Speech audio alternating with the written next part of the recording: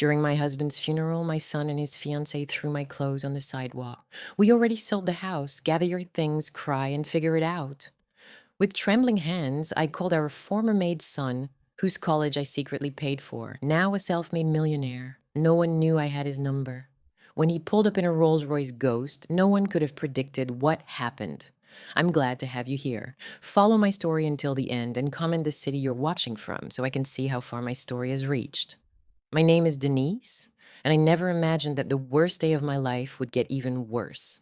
But that's exactly what happened during my husband Robert's funeral, when my own son decided to destroy what little dignity I had left. The cemetery was still damp from the morning rain when the last visitors offered their condolences and walked away. I stood there, clutching a wilted rose, staring at the fresh mound of earth that now covered my husband of 42 years. The silence was deafening, broken only by the sound of my own breathing and the distant hum of traffic. Mom, we need to talk. Colin's voice cut through my grief like a knife. I turned to see my 35-year-old son standing behind me, his fiancée Sienna at his side. Even in that moment, I noticed how she clung to his arm possessively, her perfectly manicured nails digging into his expensive suit jacket. Can't this wait, sweetheart? I whispered, my voice hoarse from crying. Your father was just buried an hour ago. Colin's face was stone cold, showing no trace of the little boy who used to run to me for comfort when he scraped his knee. No, it can't wait. We have things to settle. Sienna stepped forward, her blonde hair catching the afternoon light.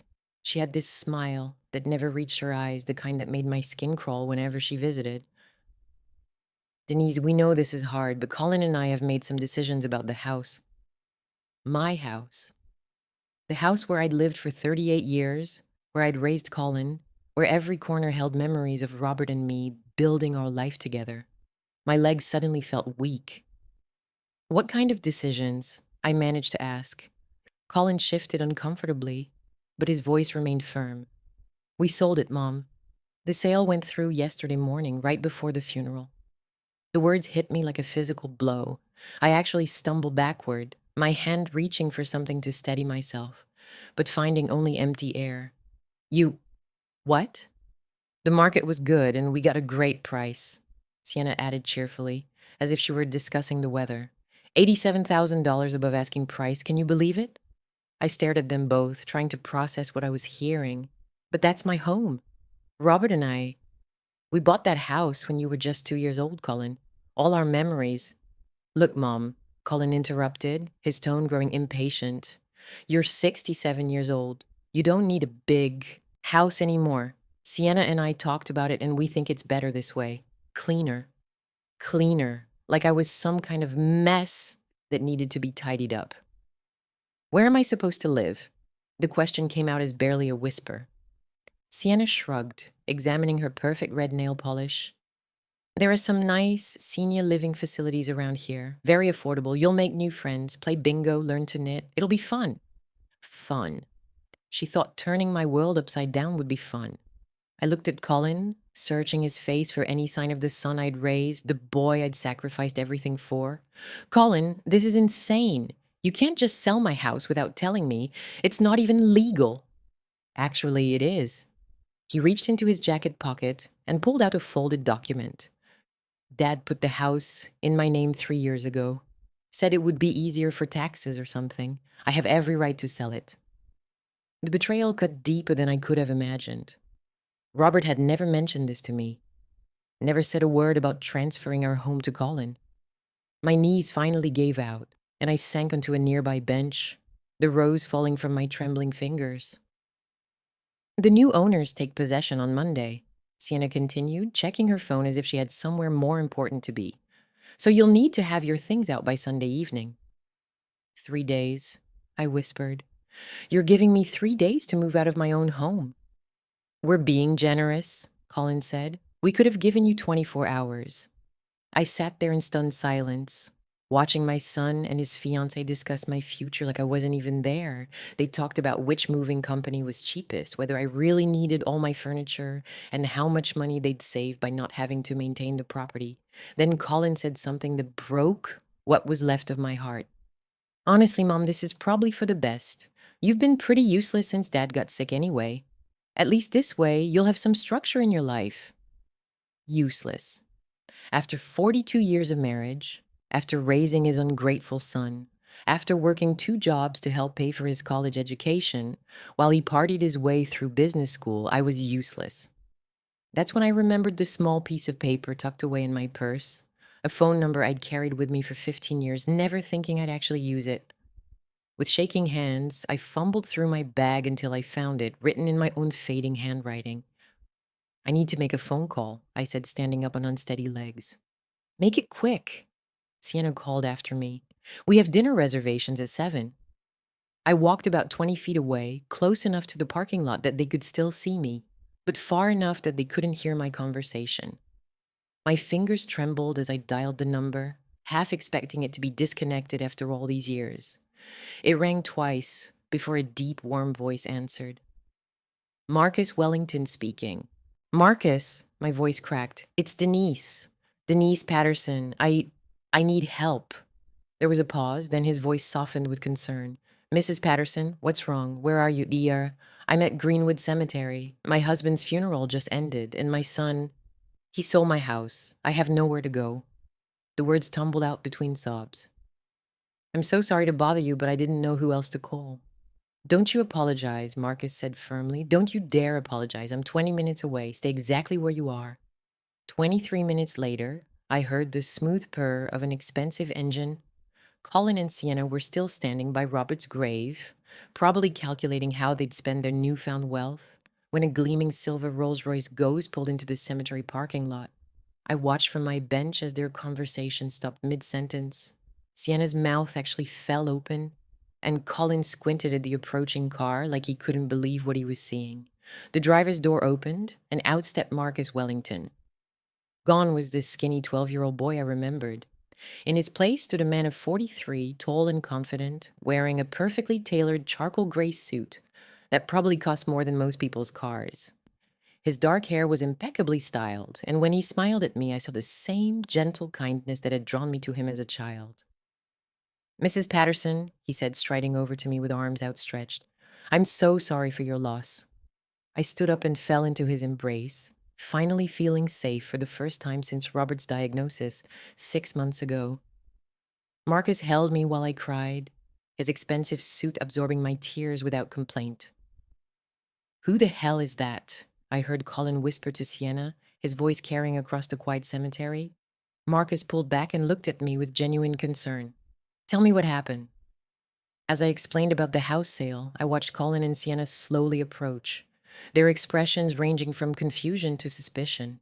They'd never seen Marcus as an adult, never imagined that the poor kid from the wrong side of town could become this. Excuse me. Colin called out when he was close enough. I don't think we've been introduced. I'm Colin Patterson, Denise's son.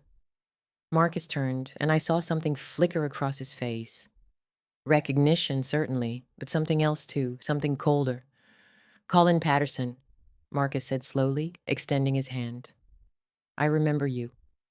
Colin shook it hesitantly. I'm sorry, but I don't... Do we know each other? We went to the same elementary school. I'm Marcus Wellington, though back then I was just Marcus Rodriguez, the poor kid whose mom cleaned your house every Tuesday. The color drained from Colin's face. I could see the memories flooding back, and none of them were pleasant. Sienna looked confused, glancing between the two men like she was trying to solve a puzzle. Marcus Rodriguez, Colin repeated slowly. You mean Maria's boy? The one who used to... He trailed off, clearly uncomfortable. The one you used to lock in the basement storage room when your mother wasn't looking? The one you told couldn't use the main bathroom because my family was the help? Yes, that's me. The silence that followed was deafening.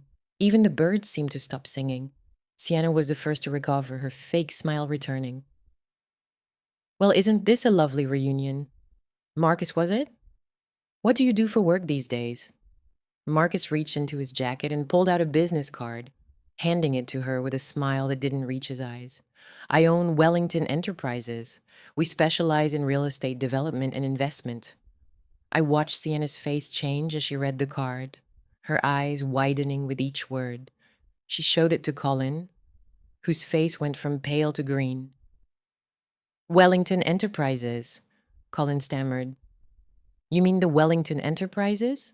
The one that owns half the commercial real estate downtown? Among other things, Marcus replied casually. Then he turned back to me, his voice warm again. Mrs. Patterson, let's get you out of here. You shouldn't have to deal with this today. But what happened next shocked everyone, including me. As Marcus helped me into the passenger seat of his Rolls-Royce, the leather soft against my back, I couldn't help but think about the first time I'd met him.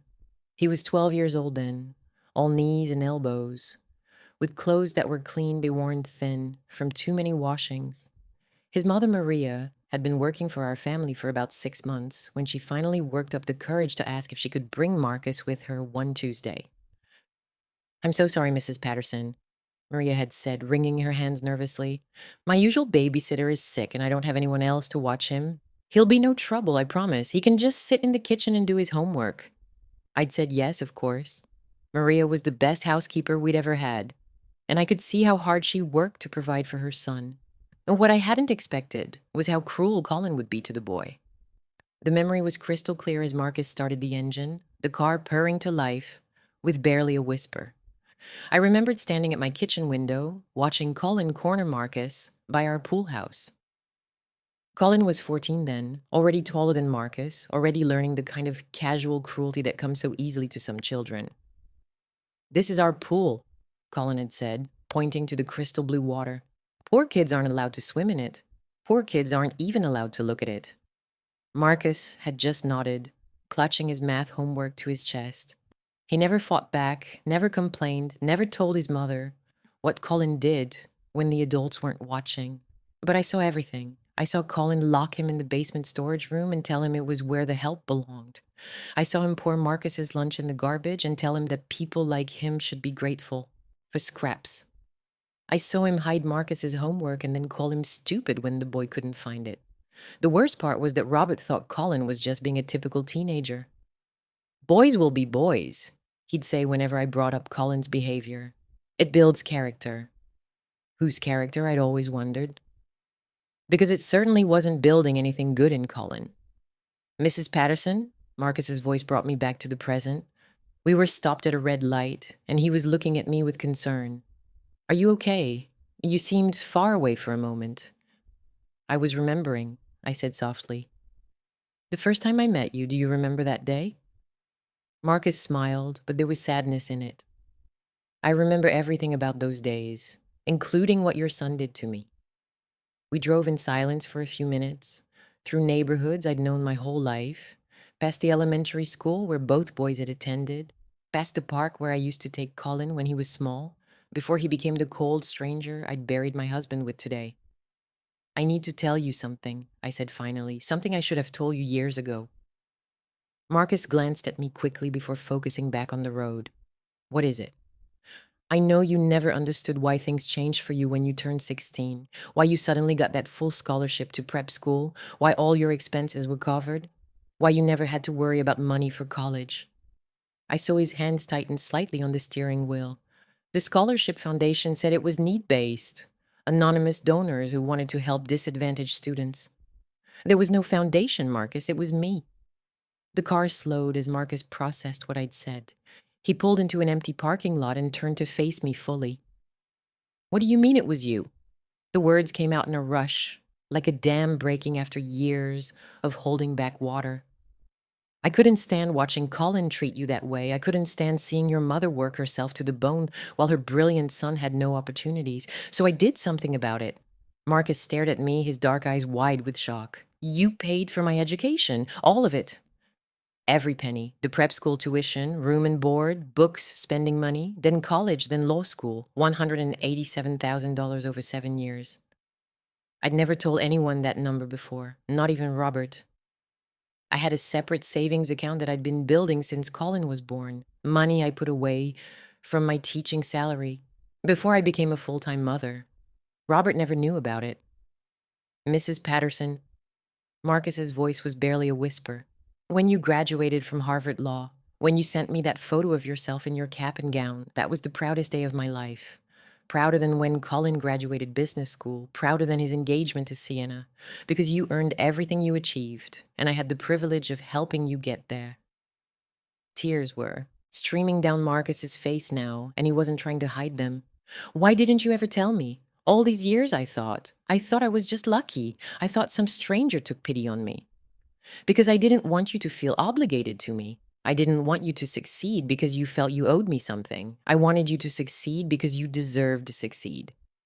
Marcus was quiet for a long time, staring out at the empty parking lot. When he finally spoke, his voice was thick with emotion. Do you know what Colin said to me the last day I was at your house? I was 16, about to start at Cranfield Prep, and he cornered me in the garage. I shook my head, though I was afraid to hear the answer. He said that people like me would always be servants, that no matter how much I pretended to be better than I was, I'd always end up cleaning toilets like my mother. He said that's all my family was good for. The anger that flared in my chest was so intense it took my breath away. Even after all these years, even knowing how cruel Colin could be, hearing those words spoken aloud made me want to scream. I almost believed him, Marcus continued. I was so angry, so humiliated. But then I got to Cranfield, and for the first time in my life, I was around people who judged me based on who I was, not where I came from.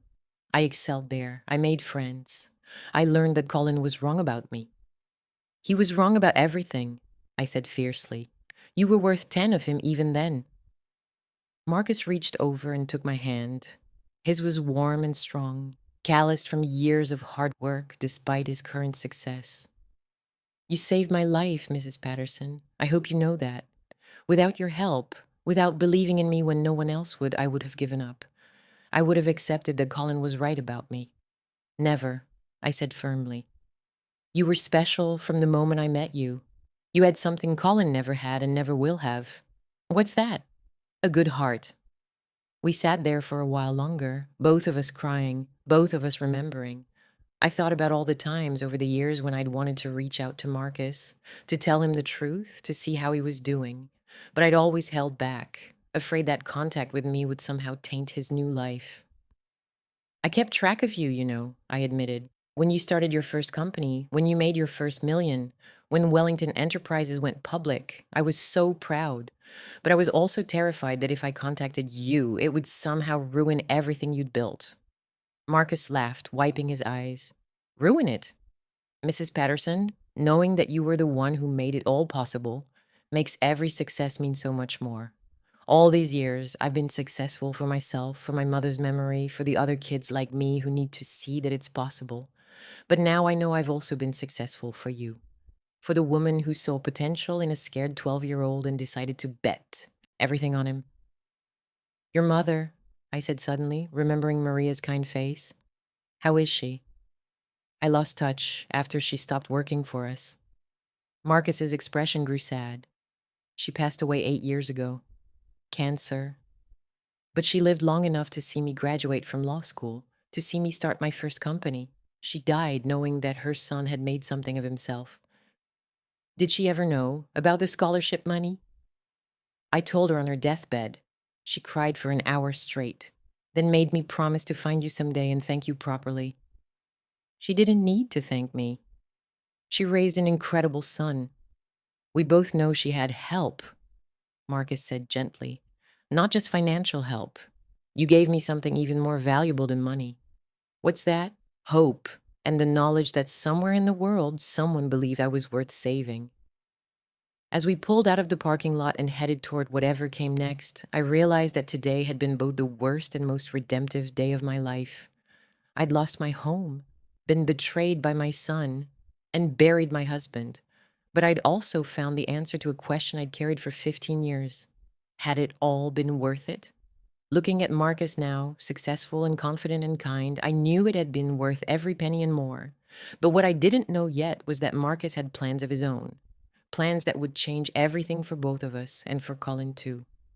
Marcus drove us to a place I never expected to see, the law offices of Wellington and Associates. The building was a gleaming tower of glass and steel downtown, and as we pulled into the private parking garage, I realized this wasn't just where Marcus worked. This was his empire.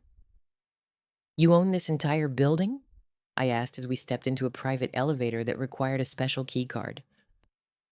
Floors 15 through 30, Marcus replied casually. I bought it 3 years ago, when the previous owners defaulted on their mortgage. The elevator opened directly into a reception area that looked like something from a movie. Floor to ceiling windows offered a panoramic view of the city, and the furniture was the kind you see in architectural magazines. A young woman behind the reception desk immediately stood up when she saw Marcus. Mr. Wellington, I wasn't expecting you today. How can I help?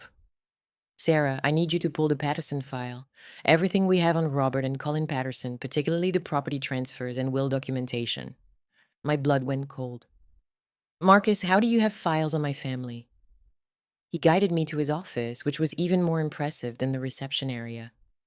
The walls were lined with law books and framed degrees, but what caught my attention was a photo on his desk, a picture of him at his law school graduation, with an older woman who had to be his mother, Maria.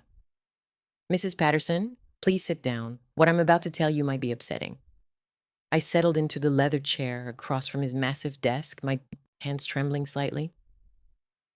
What kind of files do you have on us? Marcus opened a thick folder and spread several documents across his desk. 3 years ago, when your husband started showing signs of his illness, he came to see me. He hired me to review his estate planning and make sure everything was in order. The room felt like it was spinning. Robert came to see you? But how did he even know you existed? He'd been following my career through mutual acquaintances. When he learned about my success, and especially when he found out about my connection to your family, he sought me out. Marcus pulled out a document with Robert's signature at the bottom. He was worried about Colin, Mrs. Patterson, very worried. What do you mean? Your husband was aware of your son's gambling problem. Did you know that Colin had accumulated over $43,000 in debt to some very dangerous people? I felt the air leave my lungs. Gambling debt? What are you talking about? Marcus showed me a series of bank statements and credit reports. Online poker, sports betting, casino visits in Atlantic City. Colin had been hiding it from everyone, including Sienna. Robert discovered it when Colin tried to take out a loan using your house as collateral without telling anyone. The betrayal cut deeper with each revelation. So Robert transferred the house to Colin to help him with his debt? No, Marcus said firmly. Robert transferred the house to Colin as a trap. He pulled out another document, this one thick and covered in the legal language. This is your husband's real will, Mrs. Patterson, not the simple document that Colin thinks gives him ownership of everything. I stared at the papers, trying to make sense of the legal terminology. I don't understand. Your husband was smarter than Colin gave him credit for. Yes, he transferred the house deed to Colin's name, but he did it with very specific legal conditions attached. Conditions that Colin either ignored or never bothered to read. Marcus pointed to a section highlighted in yellow. According to this clause, Colin can only maintain ownership of the property if he provides adequate housing and financial support for you, his surviving parent, for the remainder of your natural life. If he fails to do so, ownership immediately reverts to a designated trustee. A trustee? Who? Marcus smiled for the first time since we'd arrived at his office. Me. Your husband appointed me as the trustee with full authority to reclaim and redistribute the property if Colin violated the terms. I couldn't speak. I couldn't even breathe. Robert had known. Somehow he'd known exactly what Colin would try to do, and he'd planned for it. There's more, Marcus continued. The sale that Colin conducted yesterday, it's completely illegal. He had no right to sell property that was conditionally transferred to him, especially not without honifying the terms of the trust. So the sale is invalid. Worse than that, by selling the property without meeting his obligations to you, Colin has committed several criminal acts: fraud, elder abuse, and breach of fiduciary duty. The buyers will get their money back, of course, but Colin... Marcus paused. Colin is going to face some serious legal consequences. I thought about my son, standing at his father's grave just hours ago, so confident and cruel, so certain that he'd outsmarted everyone. He had no idea what was coming for him. But Mrs. Patterson, there's something else your husband wanted me to tell you. Something he made me promise to share only after his passing. Marcus opened a sealed envelope with my name written on it in Robert's familiar handwriting. Inside was a letter, and as I read it, tears began streaming down my face. My dearest Denise, the letter began, if you're reading this, then I'm gone. And Colin has shown his true colors, just as I feared he would. I know about the money you spent on Marcus Rodriguez. I've known for years. My hands began shaking so violently I could barely hold the paper. I found the bank statements when I was organizing our finances for the lawyer. $187,000 over 7 years, all going to anonymous scholarships and educational funds. At first, I was angry. How could you spend so much money without telling me? But then I realized something. You saw what I was too blind to see. Colin was becoming someone we couldn't be proud of, while Marcus was becoming the son we'd always hoped for. I had to stop reading for a moment, overwhelmed by emotion. Robert had known all along. I'm ashamed to admit that I enabled Colin's behavior for too many years. I thought I was teaching him to be strong, but I was actually teaching him to be cruel. You tried to tell me, but I wouldn't listen. I'm sorry for that, and I'm sorry for waiting so long to do something about it. The letter continued. Marcus has agreed to help protect you from Colin's greed, and he's agreed to help you start a new life. You deserve so much more than I ever gave you, Denise. You deserve to be loved and cherished, not taken for granted. I hope that in protecting Marcus all those years ago, you found yourself a son who will protect you in return. By the time I finished reading, I was sobbing openly. Marcus handed me a box of tissues and waited patiently for me to compose myself. Your husband spent months planning this, Marcus said gently. He wanted to make sure Colin couldn't hurt you financially, and he wanted to make sure you'd have somewhere to go if things went badly. What happens now? I managed to ask. Now I filed the paperwork to invalidate the sale and reclaim the property. The buyers will be notified that they purchased stolen property essentially, and they'll be able to recover their money from the escrow account. Colin, however, will be facing criminal charges for fraud. And where will I live? Marcus smiled, and for a moment I saw the 12-year-old boy I'd once helped with his homework. Your husband made another provision in his will. He left you a substantial life insurance policy that Colin doesn't know about. $500,000, enough to buy a nice house wherever you want to live. $500,000. After being told I was worthless and useless, after being thrown out like garbage, I was actually wealthy enough to live comfortably for the rest of my life. But Mrs. Patterson, before you decide where to go, I have a proposition for you. I looked up at him through my tears. What kind of proposition? I've been successful in business, but I've been very lonely. I never married, never had children of my own. The closest thing I ever had to a family was those afternoons in your kitchen, watching you help me with my homework while Colin was at football practice. He paused, seeming to gather his courage. I'd like to offer you the guest house on my property. It's completely private, fully furnished, and you'd never have to worry about money or safety again. Marcus, I couldn't possibly. You saved my life once, he said firmly. Let me return the favor. Before I could respond, his secretary knocked on the door. Mr. Wellington, I'm sorry to interrupt, but there are two people here demanding to see you. They say they're Colin Patterson and his fiancée, and they seem very upset. Marcus and I looked at each other, and I saw something dangerous flash in his eyes. Send them in, Sarah. I think it's time for Colin and I to have a proper conversation. As the door opened and Colin stormed in with Sienna close behind, I realized that the real confrontation was just beginning. Colin burst through the office door like a man possessed, his expensive funeral suit wrinkled and his hair disheveled from running his hands through it. Sienna followed close behind, her perfect composure finally cracking as her eyes darted around Marcus's impressive office. What the hell is going on here? Colin demanded, pointing an accusatory finger at Marcus. What kind of game are you playing? Marcus remained perfectly calm, leaning back in his chair with the confidence of a man who held all the cards. Please sit down. We have a lot to discuss. I'll stand, thanks, Colin snapped. I want to know why you showed up at my father's funeral like some kind of knight in shining armor. What's your angle? Sienna moved closer to the desk, her eyes taking in the expensive furnishings and framed diplomas on the walls. I could see her mind working, trying to calculate Marcus's net worth based on his surroundings. Colin, I said quietly, you should listen to what Marcus has to say. Don't tell me what to do, Mom, he shot back without even looking at me. I'm starting to think this whole thing was planned. Did you two cook this up together? Some kind of scheme to make me feel guilty about selling the house? Marcus picked up the folder containing all of Robert's legal documents.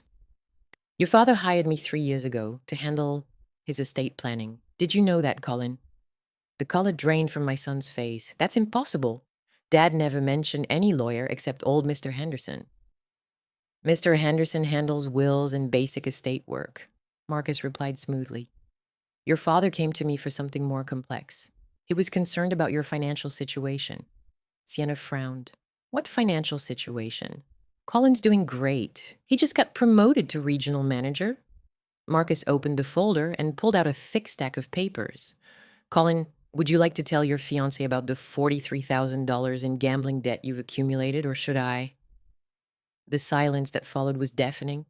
Colin's face went from pale to bright red, and Sienna turned to stare at him with horror. Gambling debt, she whispered. Colin, what is he talking about? It's not that much, Colin stammered. And it's under control. I just had a few bad weeks with the poker games, and there was this sure thing bet on the playoffs that didn't pan out. $43,000. Sienna's voice rose to almost a shriek. Are you insane? We're supposed to get married in 6 months. We're supposed to buy a house. Marcus spread out several bank statements and credit reports across his desk. The debt isn't just a casino, Sienna. $12,000 is owed to a loan shark named Vincent Torino. Are you familiar with that name, Colin? Now, I watched my son's face crumble as the full weight of his situation became clear. How do you know about Vincent? Because Vincent called me, Marcus said simply. When he couldn't reach you, he started making inquiries about your assets. He discovered that you'd recently come into ownership of a valuable property. He wanted to know if I was interested in handling the legal aspects of collecting on your debt.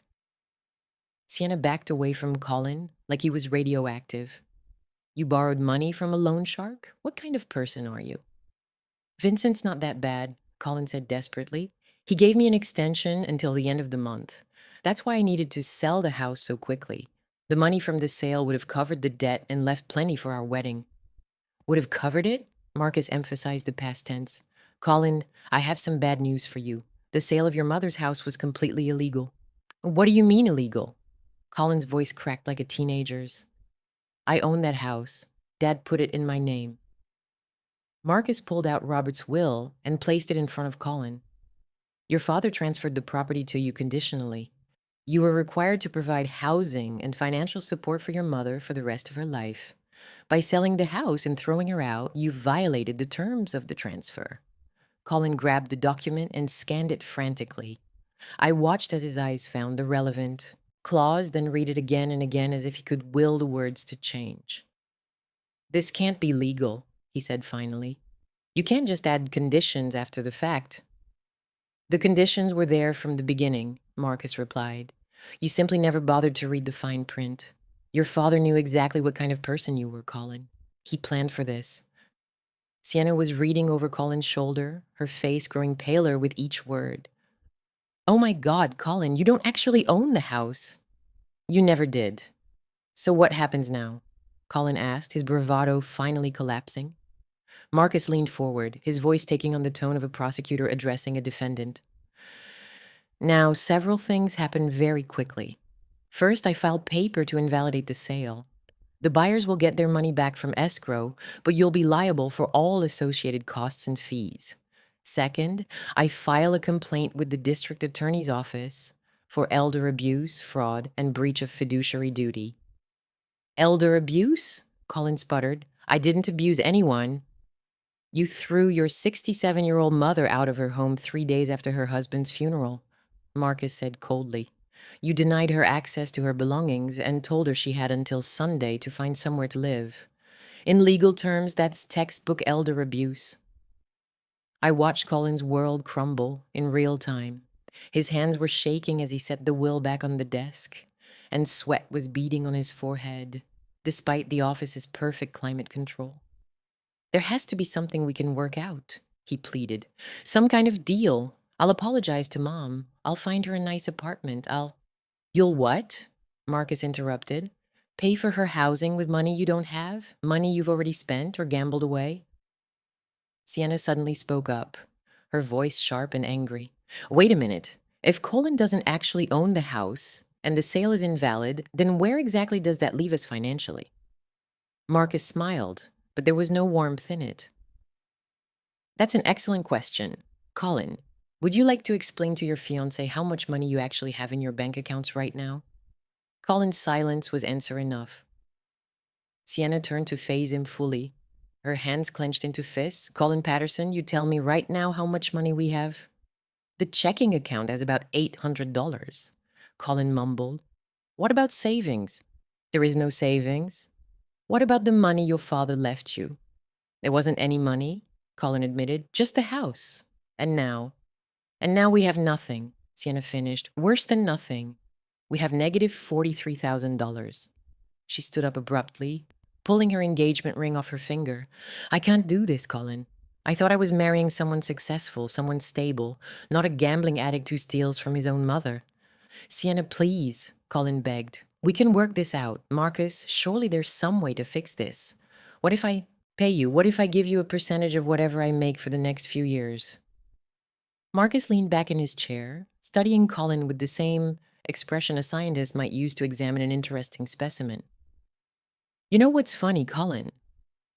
15 years ago, when you told me I'd always be a servant, when you said my family would never amount to anything, I made myself a promise. What promise? I promised myself that someday, somehow, I'd be in a position to show you exactly how wrong you were. I imagined scenarios where I'd be successful and you'd be struggling, and where I'd have the power to help or hurt you. Marcus paused. I never imagined it would be this easy. The threat hung in the air like smoke. Colin looked around the office desperately, as if searching for an escape route. What do you want from me? He asked finally. I want you to understand what powerlessness feels like, Marcus replied. I want you to know what it's like to have your entire world destroyed by someone who considers you worthless. I want you to experience the fear and humiliation that you put me through when I was a child. Sienna slammed her purse down on the desk, making everyone jump. I'm done with this circus, Colin.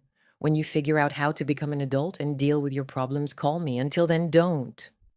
She stormed out of the office, leaving Colin standing there like a man who'd just watched his life go up in flames. Please, Colin whispered, turning to me for the first time since entering the office. Mom, please, I know I was wrong about the house. I know I said things I shouldn't have said. But you can't let him destroy me.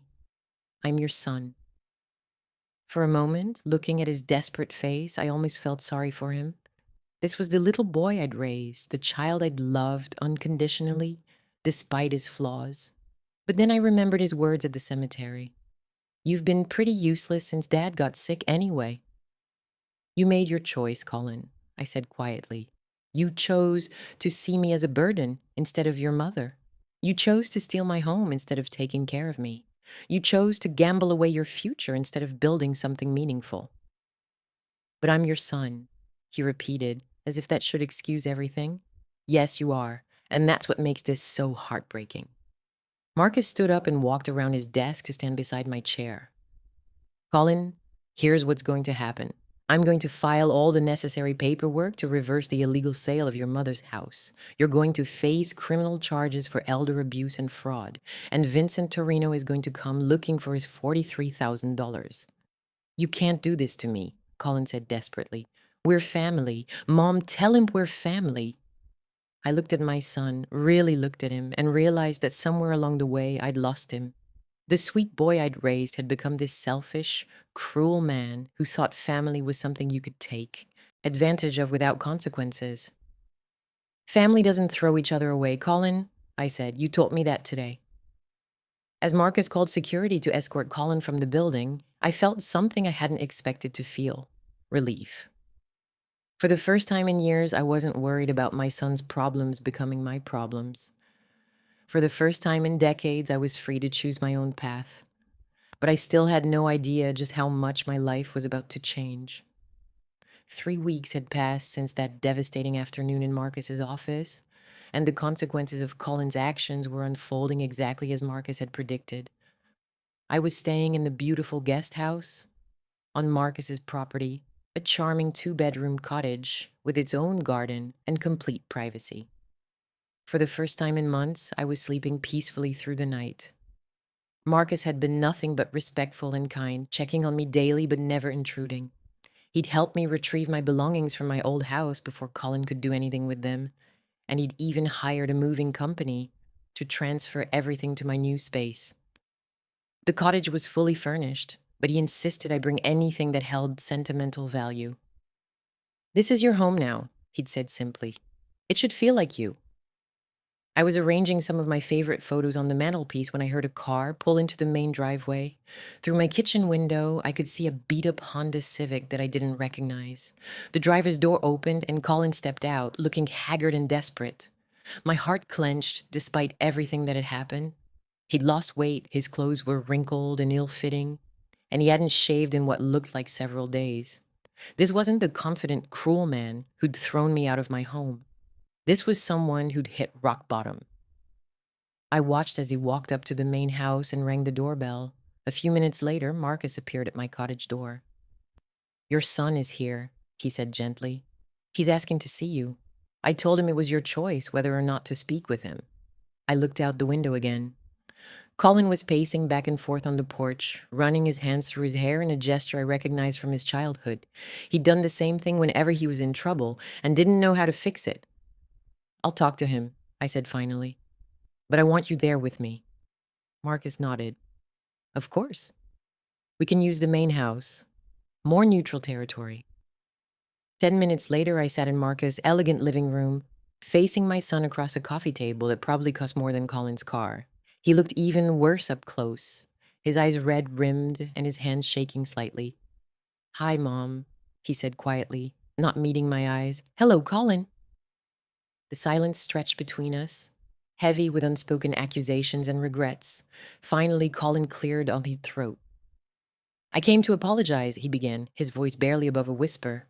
"I know that's not nearly enough, and I know it doesn't fix anything, but I need you to know that I'm sorry." I waited for him to continue, noting how different he seemed from the arrogant man who'd stood at his father's grave. "The house sale is officially canceled," he continued. "The buyers got their money back, but I had to pay $15,000 in fees and penalties, money I didn't have."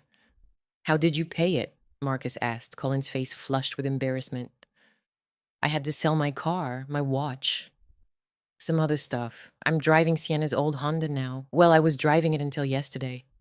"What happened yesterday?" I asked, though I was afraid to hear the answer. "Sienna officially broke off our engagement. She packed up everything she'd left at my apartment and told me she never wanted to see me again." He laughed bitterly. "She said she couldn't marry someone who was worse than broke, someone who was actively dangerous to be around." Dangerous. Colin's hands clenched into fists on his knees. "Vincent Torino came to see me last week. He brought two of his associates to my apartment and made it very clear that my extension was over. When I told him I didn't have the money, he said he'd be happy to accept payment in other forms. The way Colin said it made my blood run cold." "What kind of other forms?" "He wants me to do jobs for him, collections mostly, going to people who owe him money and convincing them to pay up." Colin met my eyes for the first time. "He said if I work for him, he'll consider my debt paid off in 2 years. If I don't." He didn't need to finish that sentence. We all knew what happened to people who couldn't pay their debts to men like Vincent Torino. "So that's it then," Colin said, his voice hollow. "I'm going to spend the next 2 years being a loan shark's enforcer, assuming I survive that long. I've lost Sienna, I've lost my apartment because I can't pay rent, and I've lost any chance of having a normal life." Despite everything he'd done to me, I felt a stab of maternal concern. "Where are you living?" "In my car, mostly. Sometimes I stay at cheap motels when I can afford it." He looked around Marcus's beautiful house with undisguised envy and resentment. "It's funny. The kid I used to torment for being poor is now living better than I'll probably ever live again." Marcus leaned forward slightly.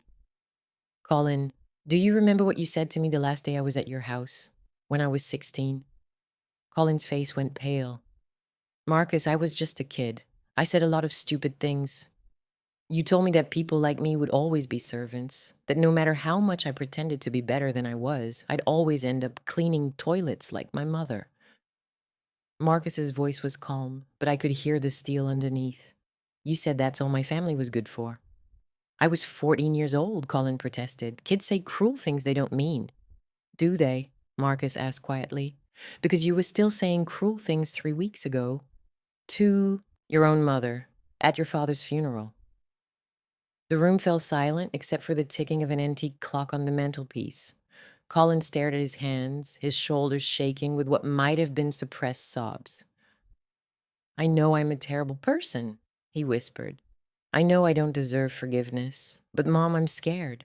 I'm really scared about what's going to happen to me. For a moment, I almost reached out to comfort him. The maternal instinct to protect my child was so strong, even after everything he'd done. But then I remembered something Marcus had said weeks earlier. I want you to understand what powerlessness feels like.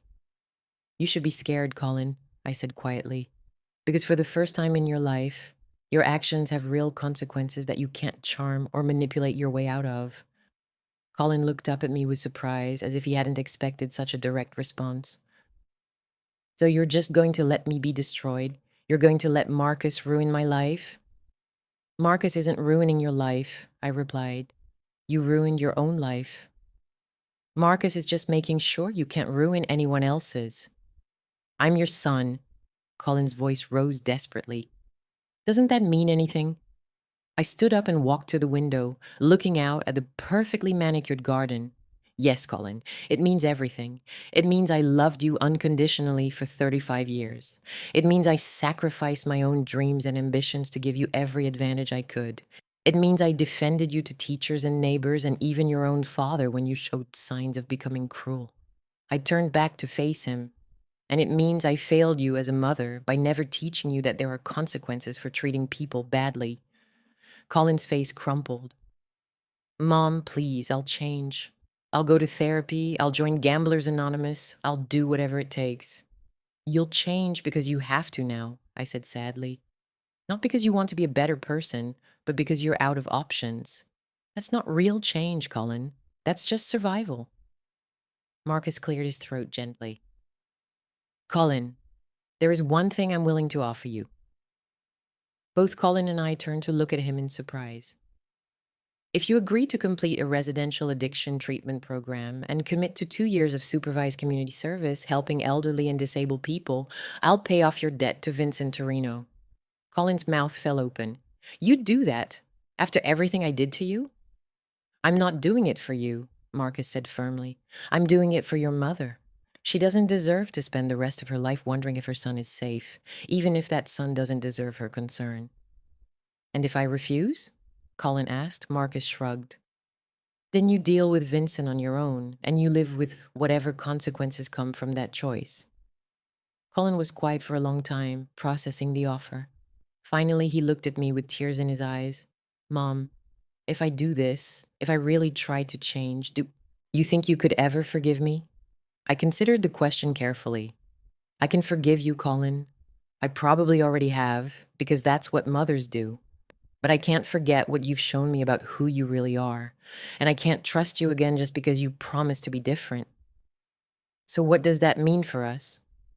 It means that if you genuinely change, if you become the kind of person who deserves forgiveness, then maybe we can have some kind of relationship again.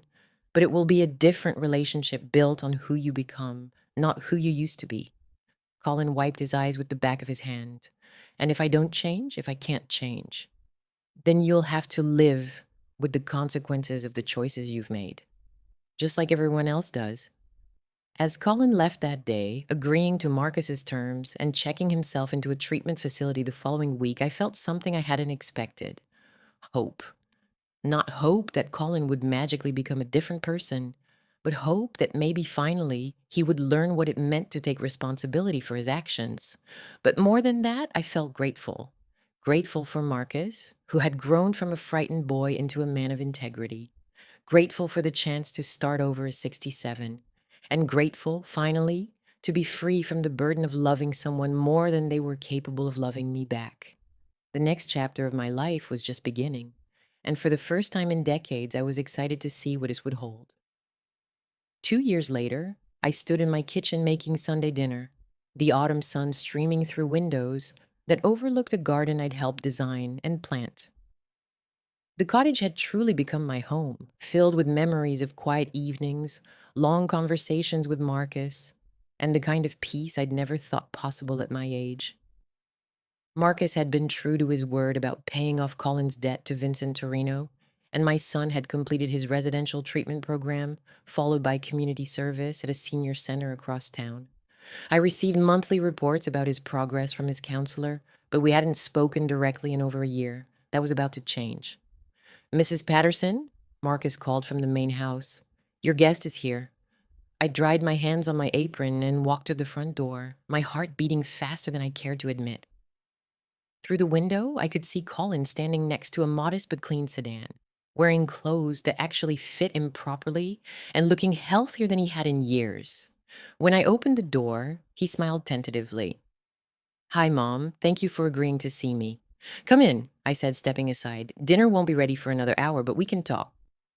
We settled in my small living room, the same space where I'd displayed those family photos from Colin's childhood. He glanced at them briefly, and I saw something like regret flicker across his face.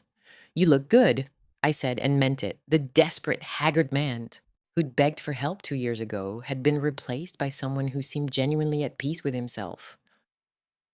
"I feel better than I have in years," Colin replied.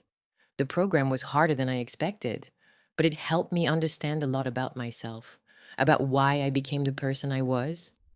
"And what did you learn?" Colin was quiet for a moment, choosing his words carefully. "I learned that I spent most of my life feeling entitled to things I hadn't earned. I learned that I used cruelty as a way to feel powerful when I actually felt weak inside. And I learned that I confused your love for weakness when it was actually strength." These weren't the shallow apologies I'd heard from him in the past. There was a depth to his words that suggested real understanding. "The community service has been eye-opening too," he continued. "Working with elderly people who've been abandoned by their families, seeing what real loneliness looks like.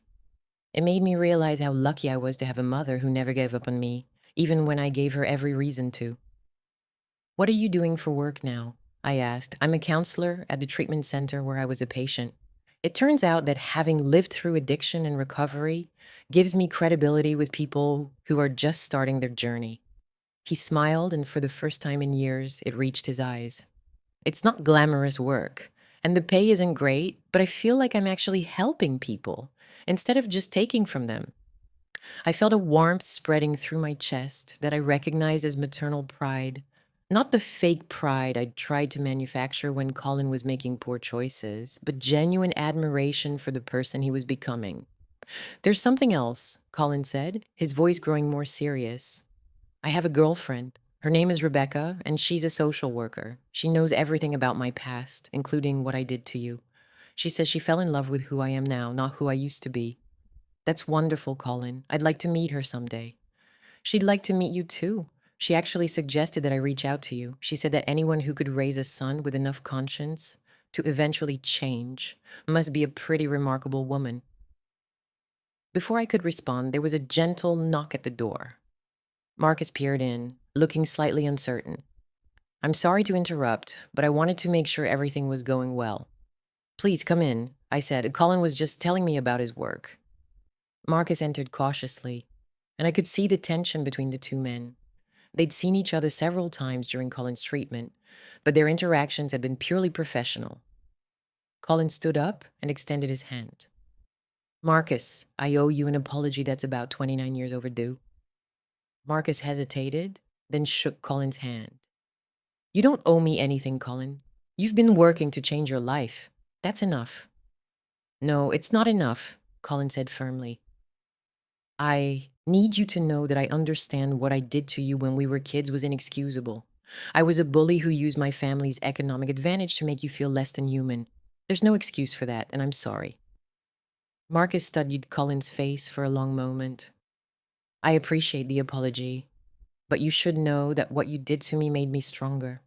It taught me early on that some people will judge you based on circumstances you can't control, and that the only way to overcome that is to prove them wrong through your actions." "You certainly did that," Colin said with genuine admiration. Mom told me about the scholarship money, about how you've been taking care of her. I'm grateful that she has someone who truly loves her looking out for her. Something passed between the two men in that moment, an understanding that surprised me with its depth. They would probably never be friends, but they could coexist with mutual respect. Colin, I said, drawing his attention back to me, I want you to know that I'm proud of the work you've done to change your life, but I also want you to understand that the relationship between us is different now. I know, he said quietly. I don't expect to be welcomed back as if nothing happened. I hurt you deeply, and trust has to be rebuilt slowly. Exactly. But I'm willing to try if you are, with boundaries and with realistic expectations. We spent the rest of the afternoon talking, really talking, in a way we hadn't done since Colin was a child. He told me about his work, his girlfriend, and his plans for the future. I told him about my new life, about the book club I'd joined, and about the volunteer work I was doing at the local library. As the sun began to set, Colin prepared to leave. At the door, he turned back to me with tears in his eyes. Mom, I know I can't undo the damage I caused, but I want you to know that every good thing in my life now exists because you never completely gave up on me, even when you should have. I'm your mother, Colin. That means I love you even when I don't like you very much. But more importantly, it means I believe in your capacity to become better than you've been. After Colin left, Marcus and I sat together on my small porch, watching the stars emerge in the darkening sky. We'd developed this routine over the past 2 years, these quiet moments of companionship that felt more precious to me than any grand gesture. Do you think he's really changed? Marcus asked. I think he's trying to change, which is more than he's ever done before. Whether he succeeds long term remains to be seen. And how do you feel about having him back in your life? I considered the question carefully, cautiously hopeful. I don't need Colin to validate my worth anymore, and I don't need to sacrifice my peace of mind to maintain a relationship with him. If he continues on this path, we might have something genuine together. If he doesn't, I'll be sad but not destroyed. Marcus nodded approvingly. That sounds like wisdom. It's taken me 69 years to learn it. We sat in comfortable silence for a while, listening to the evening sounds of the garden. Finally, Marcus spoke again. Mrs. Patterson, there's something I've been wanting to ask you. What is it? Would you consider letting me adopt you? Legally, I mean.